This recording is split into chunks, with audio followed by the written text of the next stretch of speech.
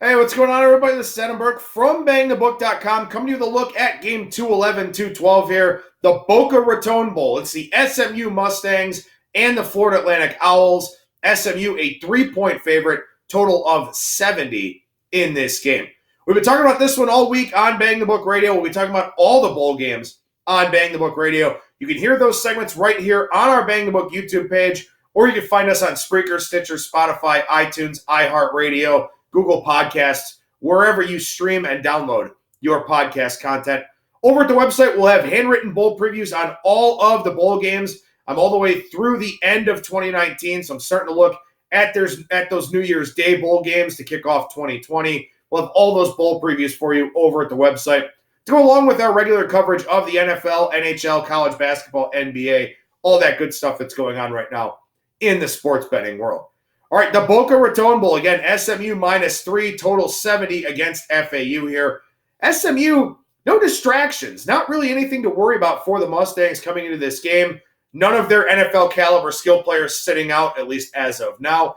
FAU, Lane Kiffin goes to Ole Miss. Defensive coordinator Glenn Spencer now going to be the interim guy. The team did stump for Spencer to be in consideration for the job, was the defensive coordinator, as I mentioned. But they wind up going with Willie Taggart down there in Boca. Good hire, great, strong recruiting ties in the state of Florida. Back in the group of five. All of that should help Taggart. But you do wonder about FAU, their focus level, their motivation here for this bowl game. It almost felt like, given that dominant performance against UAB in the Conference USA Championship game, it almost felt like that was their bowl game. The Lane Kiffin swan song, wanting to win the conference. Not sure what kind of effort we get here from FAU in this one. SMU comes from the stronger conference, the AAC, played the 75th ranked schedule according to Jeff Sagarin, 115th strength of schedule for FAU, so a much tougher strength of schedule for SMU here so far. And FAU in that conference title game got a UAB team that has not been good over the course of the season, very good defensively, very bad offensively, and also played a very weak schedule. So there were a lot of people that didn't like UAB coming into that conference title game.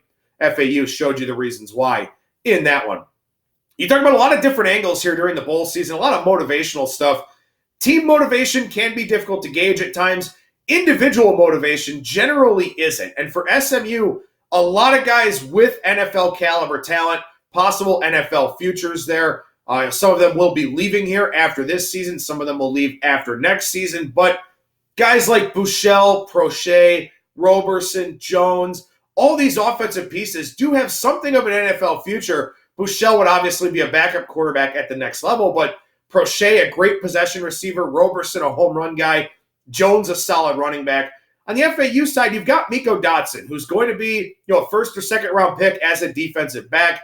He is playing the bowl game. He'll get a good test whether he covers Prochet or Roberson here, but individual motivations seem to be a little bit higher on the SMU side per the handicap I've given on this game.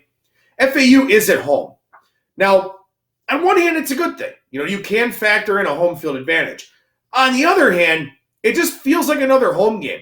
Part of the fun of the bowl season, going to a destination, participating in all the events, getting to see something new.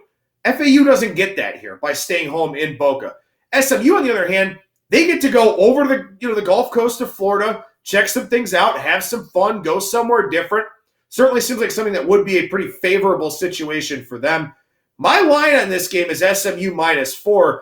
If I give FAU the full home field advantage, I don't think that's warranted here in this situation.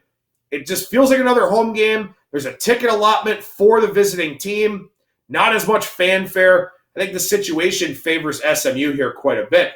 Now, why hasn't this line gone up, though? That's the big question that I have. Because I have to think that a lot of people feel like me that this game on a neutral, closer to SMU -6, SMU -7, something like that. Why hasn't this game gone up? Well, for one thing, SMU, I think you could say their offense did underachieve a little bit with all that talent, just picking up 6.24 yards per play. I think you've got an SMU team where some people still a little bit worried about the defense. Again, the total in this game up in the 70 range, so that makes some sense. And also, weather could be a factor here for this game. Total has come down a little bit. SMU, very good passing game, very good running game, but they like the balance on offense. So if the weather conditions do fire up a little bit, how much does that hurt SMU? I guess we'll have to wait and see. But look, I'm on SMU here. It's one of my favorite plays of the early part of the bowl season. SMU -3 is the play. They haven't won a bowl game since 2012. The last time they played a bowl game, fairly close to home in the Frisco Bowl, got trucked 51-10 by Louisiana Tech. The upperclassmen on the team definitely remember that. They want this one. They'll be focused. They're not worried about not going to a better bowl game. It's SMU for me here, -3 in the Boca Raton Bowl. I'm Adam Burke for BangTheBook.com.